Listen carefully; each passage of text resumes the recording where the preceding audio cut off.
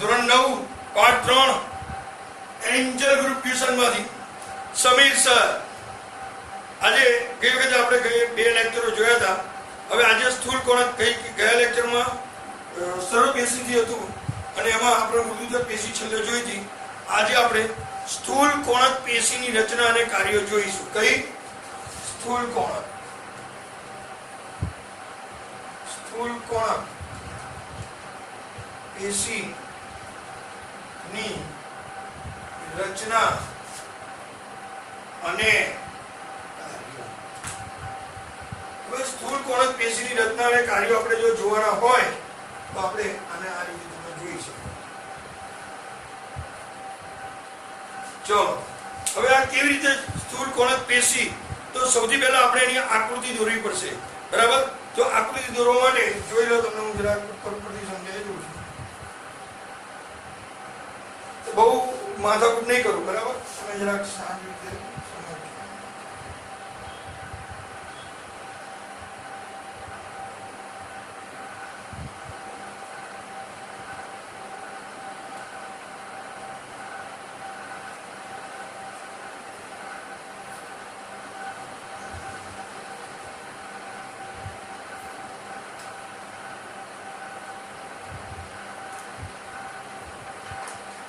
સ્થૂળ કોણક પેશીમાં થોડી ઘણી આ રીતે આપણે રચના દોરી કાઢીશું.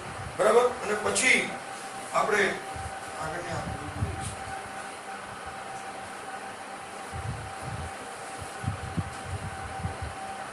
હવે જ્યારે આ રીતે રચના દોરીએ ત્યારે અહીંયા આગળ છે ને ધ્યાન રાખજો કે થોડોક બે વચ્ચે અવકાશ રાખજો.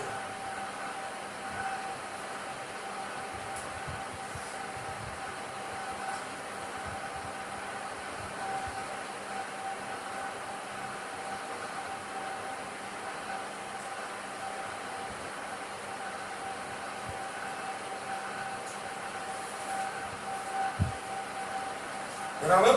તો આ રીતે હવે આપણે આની આકૃતિ જોઈશું. એટલે એકદમ હવે તમારે આ વચ્ચેનો ભાગ સમજી લેવાનો. હું દર વખતે કઈ અલગ અલગ નહીં લઉં. સમજી ગયા તમે?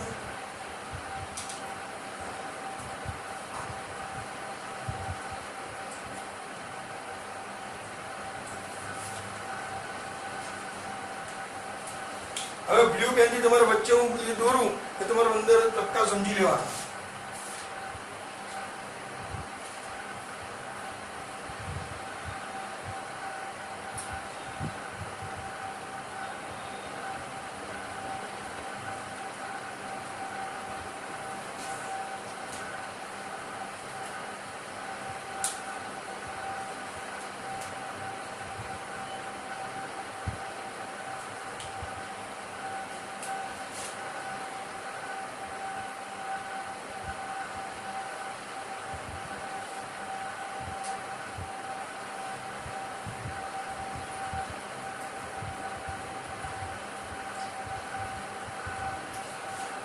આ રીતે. બરાબર?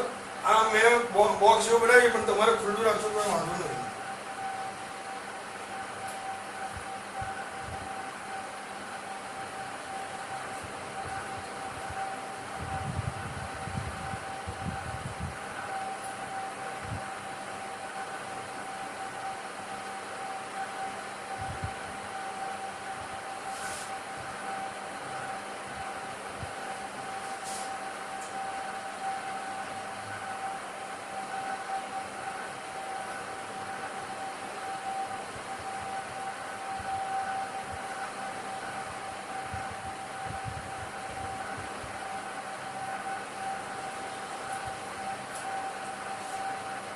આ રીતે થઈ ગઈ આકૃતિ. બરાબર? આ છેલ્લો ભાગ.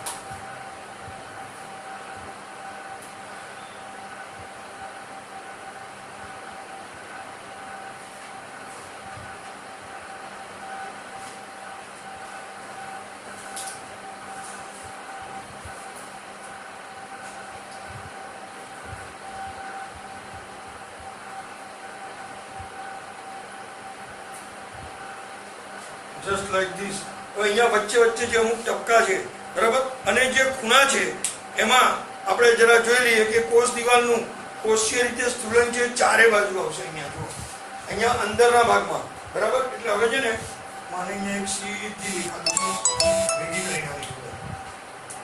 અને પછી અહીંયા ટચ કરાવીશ, બરાબર? એટલે મારે સ્ટુલન દેખાડવાની ખબર પડે.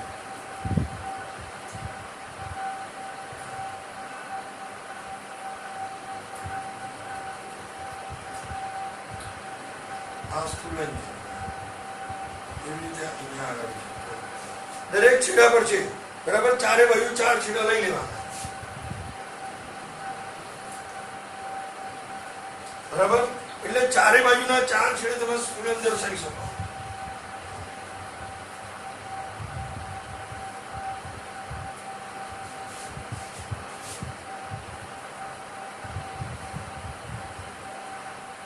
બરાબર?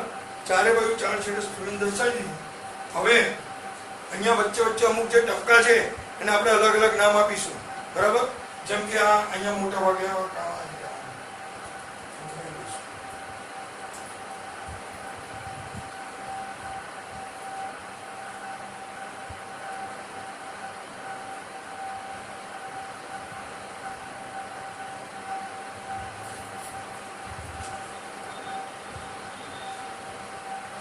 બરાબર? હવે હું નામકરણ કરું છું. આ વચ્ચેનો ભાગ છે એ સૌથી પહેલા આંતરકોષીય અવકાશ છે. કયો છે? આંતરકોષીય અવકાશ. આ પહેલો ભાગ, બરાબર? આંતરકોષીય અવકાશ. હવે આ જે વચ્ચે આ ભાગ છે જે ખાલી પણ તમારે એમાં બ્લુ ગ્રીન જે સમજવું હોય કોઈ બી સમજી શકાય, એને કહેવાય કોષ રસ. કોષ રસ આ છે રસ ધાની. શું છે? આ વચ્ચેનો ભાગ છે એ રસ ધાની છે, બરાબર? આ જે ટપકું છે એ કોષ કેન્દ્ર છે, બરાબર? તમારા વારા પરથી લેવું હોય લેવાય. ધારો કે જો તમને ના ખબર પડે, આકૃતિ સારી દેખાડી લે તો કોષ રસ, આ કોષ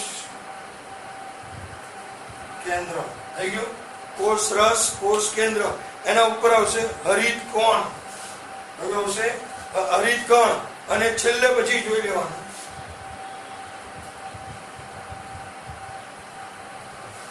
હવે આ વચ્ચે જે દ્રવ્ય છે, બરાબર?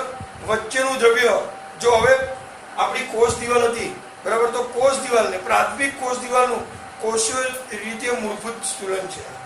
આ ટૂંકમાં લખી નાખજો. આ બધું લખવા જઈશ તો ટાઈમ પાયો અહીંયા પીરિયડમાં જોઈએ ને લખવા માટે. ચલો હવે સૌથી પહેલા સ્થૂળ કોણક પેશી. તો અહીંથી એનો મુદ્દાસર આપણે શરૂઆત કંઈક આ રીતે કરીશું કે સ્થૂળ કોણક પેશી વનસ્પતિઓના નમ્યતાનું લક્ષણ, બરાબર, આપતી સરળ સ્નાયુ પેશી છે, બરાબર? કોનું લક્ષણ આપે? નમ્યતાનું લક્ષણ આપતી સરળ સ્થાયી, બરાબર, પેશી છે. એટલે સમજી લેવાનું, બધું લખીશ તો લોચો પડી જશે, એટલે આ ટાઈમ નથી ને. એટલે સરળ સ્થાયી પેશીને આપણે શું કહે છે? સ્થૂળ કોણક પેશી. બીજો મુદ્દો, એનું સ્થાન ક્યાં છે? દરેકનું એક જગ્યાએ સ્થાન હોય. સ્થૂળ કોણક પેશીનું પણ એક સ્થાન છે. ક્યાં છે? તો વનસ્પતિના જે કુંબળા પર્ણદંડ છે. શું છે? પર્ણદંડ અને પ્રકાંડના અધિસ્થિતિ છે. કુંબળા પર્ણદંડ અને પ્રકાંડના અધિસ્તરની નીચે છે. પ્રકાંડના અધિસ્તરની ક્યાં છે? એ નીચે છે. એટલે પ્રકાંડનું જે અધિસ્તર છે એની બાજુ. એનો મતલબ શું થયો? કે સ્થૂળ કોણક પેશી દ્વિદળી વનસ્પતિના હવાઈ અંગોમાં જોવા મળે. કયા અંગોમાં? હવાઈ અંગોમાં. ભૂગર્ભીય, બરાબર, મૂળમાં ક્યારે હોતી નથી, એટલે ખુલ્લામાં હોય, જમીનમાં ન હોય. લક્ષણો હવે આયા એના લક્ષણો. દરેક વનસ્પતિના લક્ષણો હોય એમ આને પણ લક્ષણો છે. આના લક્ષણો કયા કયા? પહેલું લક્ષણ, પેશીના કોષો જીવંત, લાંબા અને કોણીય. જીવંત, લાંબા અને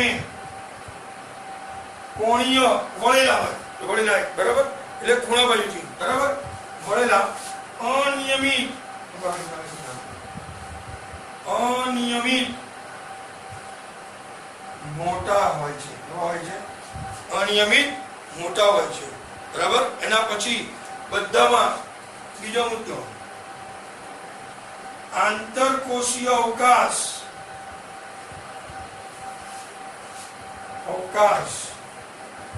ઓછો હોય છે. આમાં આંતરકોષીય અવકાશ કેવો હોય છે? ઓછો હોય છે. બરાબર. આંતરકોષીય અવકાશ ખૂબ જ ઓછો. છેલ્લે કોષોની પ્રાથમિક દિવાલ પર ખૂણાના ભાગે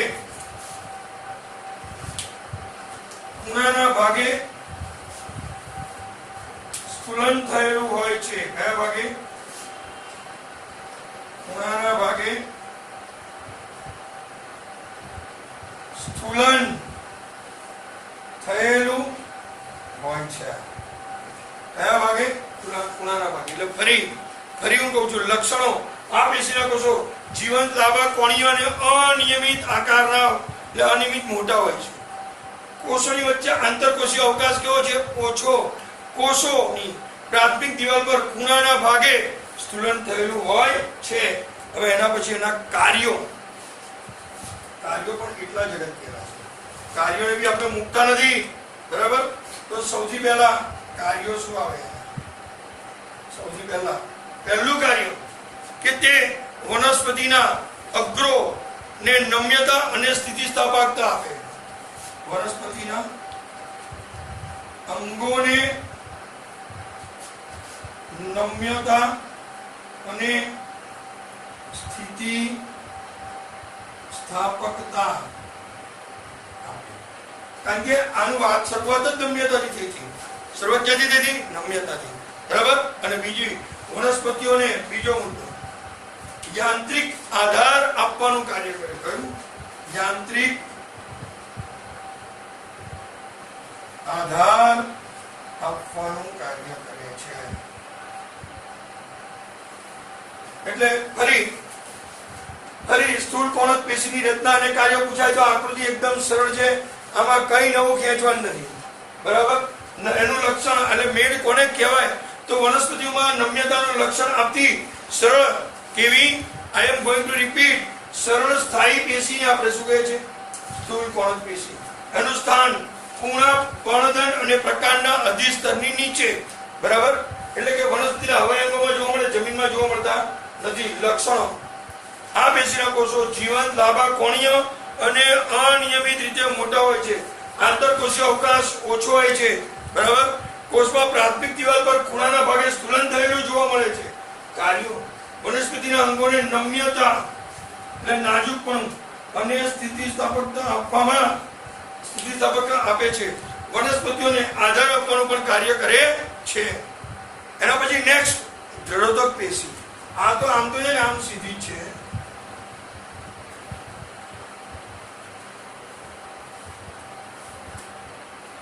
આ રીતે તમારે દોરવાની છે.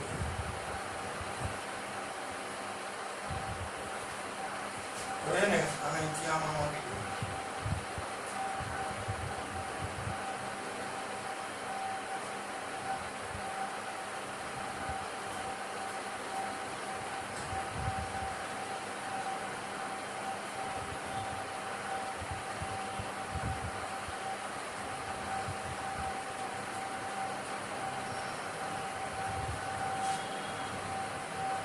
નજીક રાખવાનું, ચિંતા ના કરતા.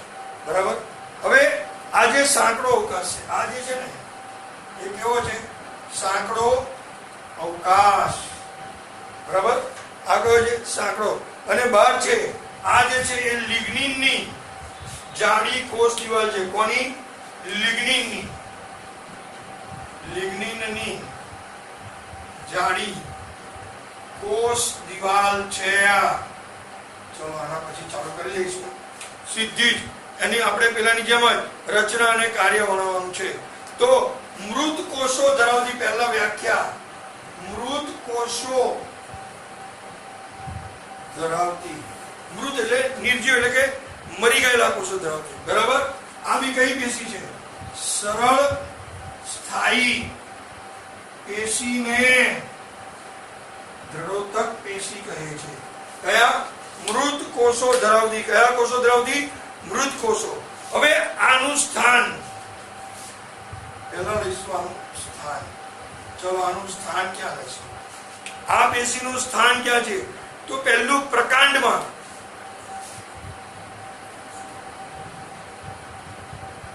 વાહી પુલની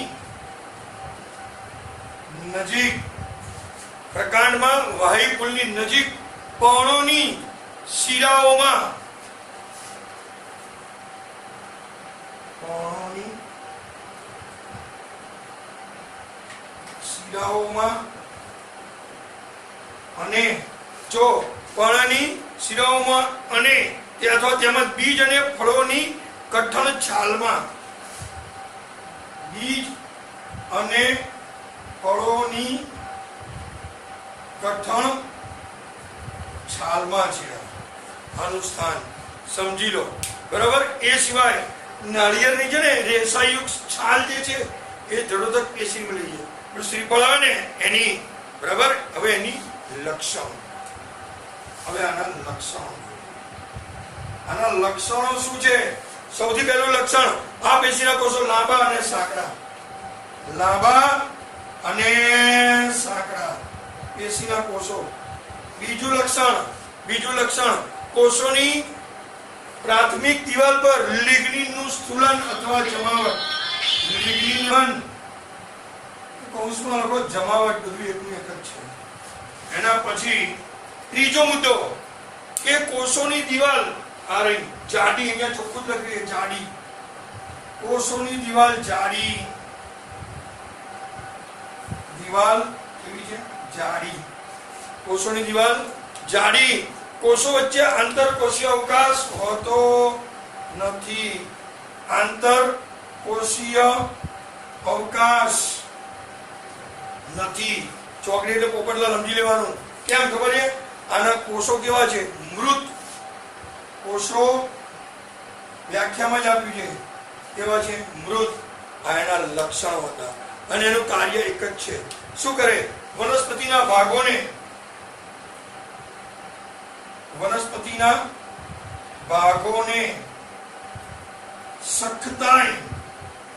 સખ્તાઈ આપે અને એટલે કે સખ્તાઈ એટલે કે અને દ્રઢતા.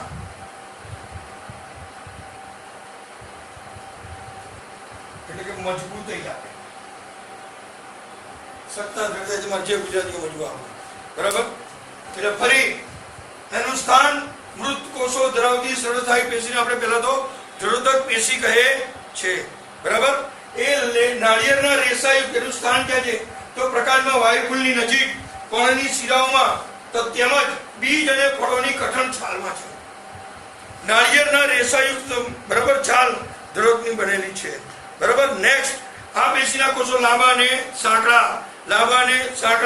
કોષોની કોષ દિવાલ પર લિગ્નિનનું સ્થૂલન. કોનું? લિગ્નિનનું.